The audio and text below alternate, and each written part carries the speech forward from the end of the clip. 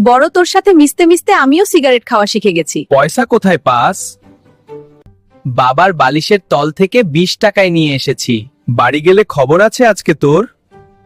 চলো দুটো সিগারেট কিনি। বড়দের চলো যাই সিগারেটের দোকানে। ভাই, দুটো সিগারেট দাও।